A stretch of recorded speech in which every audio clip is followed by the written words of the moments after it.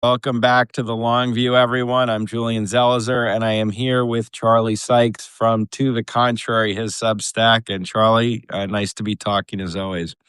Happy Friday. So it seems to me, and I think you agree from what I've read, yesterday was a pretty difficult day for President Trump and the Republicans. What are your thoughts in Indiana in particular, where Republicans, probably most Trump supporting Republicans, voted against the redistricting in pretty significant numbers? What was going on there? Well, that was extraordinary. We're always looking for, signs of the MAGA crack up or GOP defections. And we've been seeing a few. We've been seeing a few, straws in the wind, whether it's Marjorie Taylor Greene or that vote in the House to reject one of the executive orders. But I have to say that what happened in Indiana was truly extraordinary. I mean, it felt like the kind of thing we've been waiting for the last 10 years. And what I think made it significant was two things. Number one, the extraordinary pressure campaign that Donald Trump and his supporters brought on Indiana. I mean, this was one of the most vicious pressure campaigns, even in the modern political era. That's number one. Number two, it failed spectacularly because not just one or two Republicans broke ranks, but a large number. This is an overwhelmingly Republican legislature. And the vote on the gerrymander that Donald Trump had demanded was not even close. It went down 31-19. And the administration invested, I mean, Donald Trump invested huge resources. I mean, they sent J.D. Vance in. They had Mike Johnson on the phone. Heritage Action, I'm sure you saw this. Heritage Action, which is sort of the cudgel of the Heritage Foundation, you know, posted this threat that if Indiana Republicans did not go along with this, that Trump would cut off all federal aid to the entire state of Indiana. I mean, this is just, I mean, I'm sure that things like this have happened behind closed doors, but I'm struggling to find a parallel where somebody says, if you don't vote a certain way, I'm cutting off your money for roads, for guard stations, for major projects. I'm going to punish everyone in the state if you Republicans do not cave into me, and they didn't. And what do you think, and this was what I was trying to figure out, motivated them? I mean, is this a vote to protect some semblance of stability in the redistricting system? Is it a vote against what President Trump has come to represent for the Republicans? What do you think is motivating them to say no, despite all those threats? Well, there's a lot going on. There's a lot going on. Obviously these are Midwestern conservatives who have actually, still have been clinging to a rules-based society. So some of them were principled conservatives. The public was overwhelmingly against this. This was not popular at all. And some of them had very, very personal reactions to the pressure campaign. There was I think a 72-year-old state senator who told CNN this story and she'd voted for Trump three times. Understand, three times she votes for Donald Trump. She goes to her grandson's eighth grade school, to give a speech, and afterwards, her grandson says, Grandma, my friends and I have been getting texts about you, and they're all bad. And she's like, "That's it. You are trying to bully and intimidate me. I'm going to speak out against this." You had another one of the state senators who announced he was going to vote against this after Donald Trump used the word, and I'm sorry to use it here, but the R word retarded to describe, disabled people when he was talking about Tim Walz, the governor of Minnesota. One of the senators is the father of a child with Down syndrome, and he said, that's just, words have consequences. So some of it was a pushback of the pressure. Some of it was a reaction to what Donald Trump has come to represent. And some of it was just people who say, look, this is not right. It's not fair. The people don't want it. Let's not do it. But we haven't seen this kind of a jailbreak at the state level. And I have to say, though, I mean, the level of the threats were so vicious. We were talking about reports of swatting and you know uh, bomb threats. Not to mention, you have J.D. Vance and Donald Trump talking about primarying them, and this might have worked someplace else, right? I mean, it works in Washington, works in most of the states dominated by Republicans, but it didn't work in Indiana. Yeah. And it seems like a significant change. The other, so there's many things that happened, but another I noted you wrote about was this bill for bargaining rights to restore bargaining rights for federal workers, which I think over a dozen or 2 dozen Republicans voted for in the House. What was that about? Again, trying to understand where these cracks are forming. Well, I mean, first of all, this was another one of those discharge petitions where the leadership doesn't want to bring it up for a vote. You have Republicans, signing on the petition with Democrats to force a vote. This has happened several times, but it's extremely unusual for members of the majority party to file these, when they're in power. So that's number one. That this is pretty radical historically and institutionally. Secondly, this is very unusual for Congress to reject one of the president's executive orders, any president's executive orders. But in this case, it was one of those, stripping public employees of their bargaining rights, which is sort of reminiscent of Act 10 here in my home state of Wisconsin. Obviously, this offended a lot of members of Congress. They thought it went too far. But leaving the substance of it aside is their willingness to buck the president that you're now seeing. And we're starting to see a critical mass form. And you and I have talked about this before. The one thing that's been lacking in the Republican resistance to Trump has been that critical mass. He can pick you off individually, but if enough Republicans get together and say, no, this is wrong, we're not going along with this, and the numbers on that discharge petition and that vote were, I think, somewhat ominous. Now it goes to the Senate. Um, there's at least a reasonable chance that he will lose there. So we had this sort of split screen. Donald Trump with complete and total power over the executive branch, Supreme Court about to give him more power. And yet at the same time, you have Republicans who see blood in the water and are willing to do something they have not been willing to do in the past. It seems like a combination of just how egregious a lot of what President Trump does on principle, even for a strong, solid Republican, combined with the normal dynamics of where a second term president should be right now, meaning his party starts to think about the future rather than the president. And those are combining and define the idea somehow he's immune from all of this kind of politics. Well, that's right. I mean, he got a taste yesterday, I think, of what it's like to be a lame duck. Now, again, we've been through this so often in the past. I wouldn't Right. read too much into it. But on the other hand, it was a dramatic shift.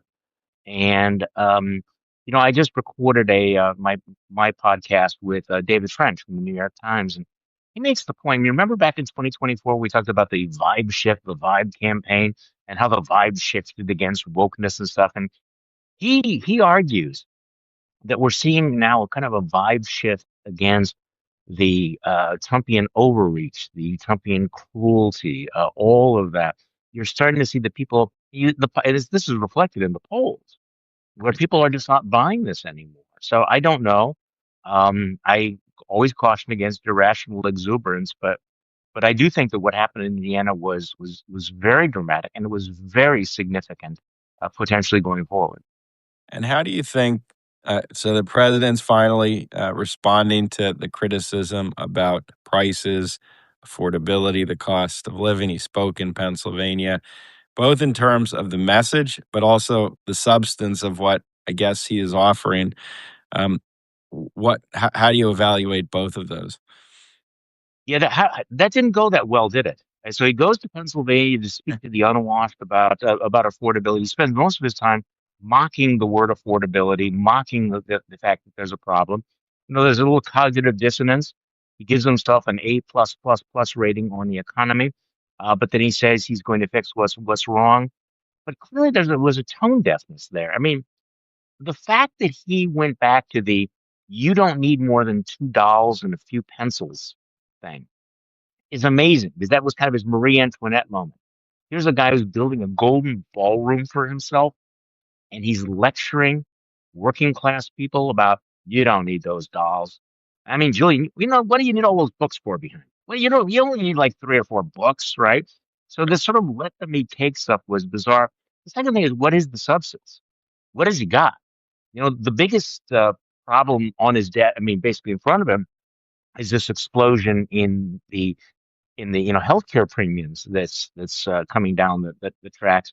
And honestly, he has no healthcare plan. He doesn't even have the concept of a plan.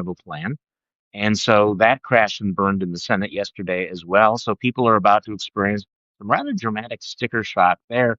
Beyond that, every poll that I'm seeing, there's a new AP poll out this morning suggesting that people are looking at their cost of living and they're seeing how expensive things are.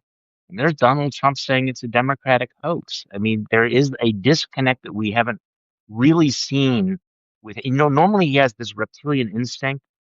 Well, you didn't see that on display during that rant in Pennsylvania, did you? Right. And I mean, the different, so obviously President Biden faced these same issues and was criticized for Mhm. not ignoring it, but arguing things were better. In this case, it just doesn't seem like he really cares that much at all. I mean, it's a different presidential problem. And I think you're bringing up the White House is relevant because symbolically it just kind of wraps everything we've seen in the last few months together, which isn't great for a populist agenda. No, and he hasn't been out of this bubble of fluffery for some time. And I think you get out of touch. The people he's having dinner at Mar-a-Lago with are not worried about the price of their groceries. They have people who go do their shopping for them, right? So it does seem significantly tone deaf. He's obviously not that interested in it. What's interesting is the dynamic where the polls are pretty clear this is a problem. Republicans who are going to be running next year are telling him it's a problem. His own staff, and his chief of staff, Susie Wiles, is telling him this is a problem. You need to talk about this. And so they send him out and he makes fun of them for being concerned about all of this. Now, can I just a little wonkery here? Yeah. I was talking to an economist the other day. He says one of the biggest mistakes that politicians and pundits make sometimes is they think that the term cost of living and inflation are the same thing, and they're not, because the cost of living is up dramatically since 2020. I mean, that's up, grocery bills probably up 25%. Costs of some things like beef are up by 100%. So they're up, and wages have not kept up with them. So um, if even if that's the cost of living. Now the inflation rate raises the cost of living, but when a politician says yes, but the inflation rate is going down, that doesn't mean the cost of living is going down. It means it's going up less quickly, Right. and people are still not catching up. So if your costs are at 100 and your income is at 90, you're underwater. You have a problem. If the inflation rate ticks up by 2 points, you're still underwater. And so all of these people, and this was the problem in the Biden administration, coming out with the whiteboard, showing the lines going down, it doesn't affect the lived reality. And Donald Trump came into office saying he was going to fix this on day one. What day are we on? And it's gotten worse. And that also you have to add kind of structural price pressures, education, housing, things that have been going up for a long time. They continue to go up. And here you're looking at administration, or if we sat down and said, what has he actually done on any of this? It would be hard to actually list many policy initiatives. He's been focused everywhere else. And the one thing he did, the tariffs, are making this worse. And that's the one thing he's not going to pivot on. I mean, he is a true believer on the tariffs, but he also, just weirdly enough, I think he doesn't understand how tariffs work. And there's something in his brain that doesn't connect. So, for example, he's been saying, we're bringing in trillions of dollars, which he's not, and Americans don't pay those tariffs; they're paid by foreign countries. But then this week, he announced a $12 billion bailout of American farmers. Now, why were you bailing out American farmers if tariffs aren't being paid for by us?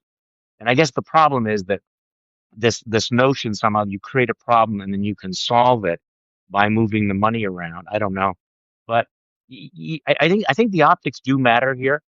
That he does feel and act completely disconnected with these problems. He's much more interested in dealing with his foreign leaders and paying off his oligarch friends and deciding who gets to control CNN and stuff like that. Much less interested in like, what am I actually going to do? People trying to figure out how do I get from this paycheck to the next paycheck. And another domestic story, which I saw you wrote about too, was this DOJ memo Mm. about domestic threats and enemies. What's in that memo, and kind of what are the red flags you saw when you read that? Well, thank you for bringing this up because I think this was one of the undercovered stories of the week. I think people sort of shrug their shoulders and go, okay, yeah, so Pam Bondi and the Department of Justice and the FBI are going after political opponents. We knew that, right? That's not new.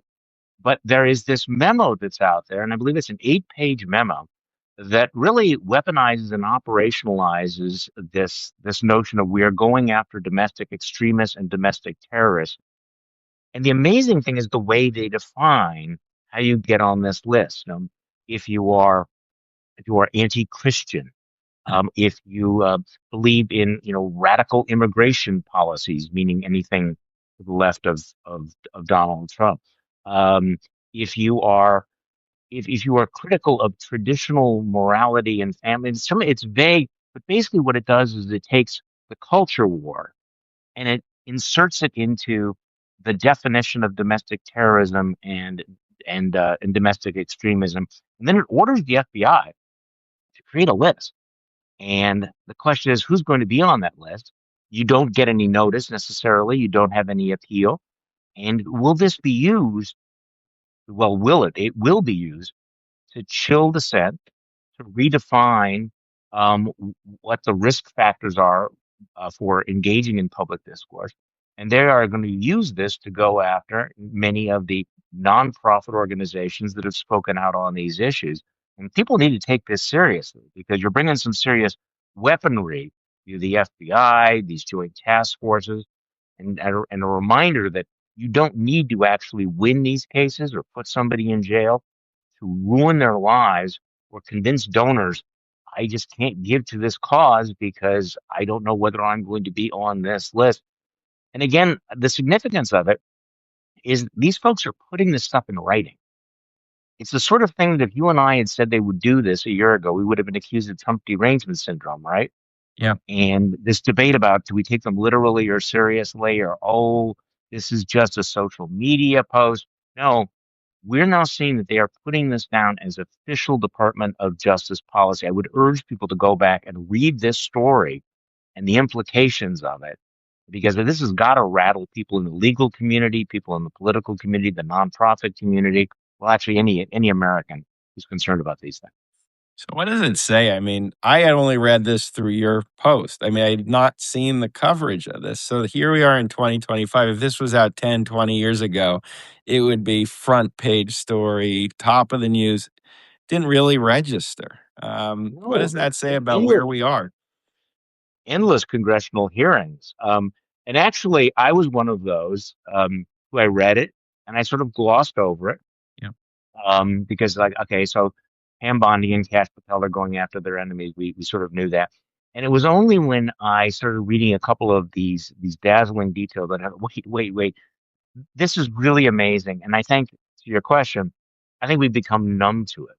I think it has been normalized. We keep worrying about what happens when it is normalized. Well, it is. And also, I think we continue to suffer from this failure of imagination. They keep telling us what they're going to do, and we keep being shocked when they do it. Yeah. And I mean, I would just add, I was just talking to John Alter about this. The we is also Congress. And I mean, if you had a Congress right now, Republican or Democratic, that was proactive, Yeah. this would be like the Frank Church Committee in the mid 70s, where this is revealed and Congress really has high stakes investigations and legislation. Without that, which is what we have now, there's no institution to turn the we into something concrete. Yeah, and that is a marker of how much damage has been done because you know the founding fathers had a certain vision for the way the government would work. They would assume that Congress would not cede this kind of power, would be a check on the president. They assumed the judiciary would be a check. And right now, I think this is part of the problem, is that you look at where are the guardrails? Where are the red lines? Who's drawing them? What can they possibly do? And, I had a conversation about the um, the double tap murders, which I think are black and white. It's a war crime. Yeah. There's no question about it. And the question is, yes, but so what? Who's going to enforce that? Who's going to hold people accountable? We have a president who is broadly immune from any sort of legal accountability and who has absolutely unchecked sweeping pardon power to tell anyone in his circle, if you violate the law, I'm going to let you off the hook. I mean, this is something, you want to talk about a dystopian reality, that in some aspects of this federal government, it is a federal government beyond the reach of the law or of legal accountability. And that is something that I don't know, I never thought that I would see. I mean, I never, and I think that's why so many people are overwhelmed and disoriented by it. And what do you think about on foreign policy? He released a national security document which essentially reverses President Truman's national security doctrine. I mean, we're pulling away from Europe. It's pretty explicit. And then we're not doing much in terms of, you can argue we're weakening ourselves vis-a-vis China.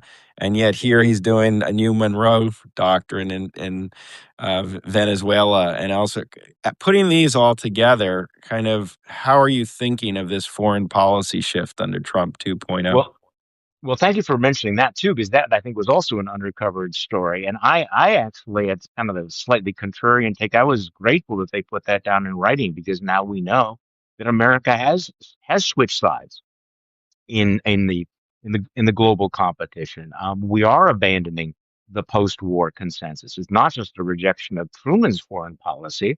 Um, it's a rejection of the foreign policy of every single president since World War II. Eisenhower, Nixon, and everyone.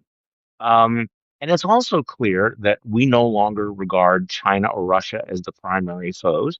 It drips with contempt for liberal democracies, particularly Europe.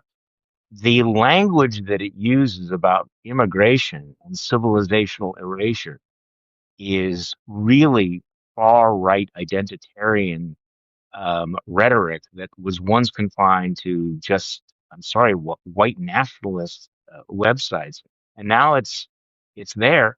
And to your point about weakening ourselves, despite all this America first, the decision that Trump made to allow the sale of advanced AI chips from NVIDIA to China is an extraordinarily dangerous step. China, I mean, the national security community has warned against this sort of thing. We are now giving China access to the technology that will boost their military and might actually give them a tremendous competitive edge over the next several decades in the development of artificial intelligence. And Donald Trump has just done this. Now we get a cut. The government gets a cut, a kickback of 25% on the sales, but not everything in the world is transactional. So this was probably one of the most consequential foreign policy moves in the last week. And again, not sort of almost below the radar in terms of the debate and the coverage. So before I ask my final questions, thank you to all the subscribers who are watching. And while Charlie and I are independent in thought and in what we do, we are dependent on paid subscribers to support us. So we do ask if you might consider hitting that button and becoming paid subscribers to our Substacks to support our ongoing efforts to give you good news, hard-headed news, and thoughtful analysis. So adding all this up, I mean, I think we've had many conversations where each of us are a little cynical about the idea that Republicans are breaking, but I think we are at a moment, both for secular kind of lame duck presidency reasons and for the particulars, where real tensions are emerging. In addition to his just total uh, bottom approval ratings, what are you looking for? Meaning, Republicans are not all going to turn to the Democrats. So, what are you looking for to know this can be real? It can affect the midterms. It could affect the MAGA Republican brand name. Well, I don't expect anything really dramatic to happen until the midterms, but I think that it is interesting to watch how many Republicans are willing to dissent, how many Republicans are willing to break on substantive issues. The Epstein vote really felt like it was a pivotal moment. It was the break the glass moment for some of these Republican women. Um, will there be substantive changes? Unlikely. I mean, look, Are they is Congress exercising due diligence involving the double tap murders by Pete Hegseth? Well, okay, they put in the National Defense Bill that he doesn't release the full video. They'll cut his travel budget by one fourth. I mean, that's kind of a tap on the wrist. I mean, it's basically like a tickle on the wrist. So again, are they going to be aggressive? No. I do think though that what you are seeing is a building wave, a building perhaps a vibe shift where the country is looking at what's happening and they're going, you know what, this is actually not what we voted for. This is not who we are. It is kind of a stress test. I mean, look, this entire presidency has been a stress test of American democracy. I also think it's a stress test for the American conscience. What are we willing to tolerate? And I do sense you look at these polls and they are getting to be rather definitive. When you have disapproval ratings above 60%, when you have Republicans who are headed for the exits, retiring, Republicans who are willing to vote against the president, and the moment that people say, we don't have to cave into Donald Trump, a lot of that power dissipates, right? I mean, all of the oligarchs and all of the other Republicans up until now, law firms, universities, I told themselves we have to cave in because he's irresistible. What happens at that moment when you realize you can resist him? It's the right thing to do, and you can survive it. Then a lot of that power goes away. Yeah, I mean, I remember the first No Kings March, and I think it was actually more important than people remember because it was probably at the height of his authority and aggressiveness. And people came out of the streets and said, no, and we're going to risk protesting and we're going to risk saying this is not American democracy in 2025. And I think that's accelerated. And I don't know. For me, Indiana is interesting because these are not non-Republicans; they're conservative Very. Republicans who said no, and that can be very contagious. One would hope that it's contagious, Yeah. but I emphasize the hope it will be Um, contagious. Right. Fair and I think important. And finally, just the last thing is obviously midterms are about enthusiasm. And so one of the big risks for Republicans, I think, is this is just going to dampen the infighting and some of this frustration has the potential to dampen enthusiasm, whereas Democrats are going to be whatever they think of their party, full steam ahead. Well, Uh, and you're seeing that in one election after another. That's not hypothetical. That's actually what is happening on the ground, and that's why I think Republicans are freaking out. all right, we'll see what comes next. Charlie Sykes, to the contrary, we'll talk again soon. Bye bye. Thank you. Thank you.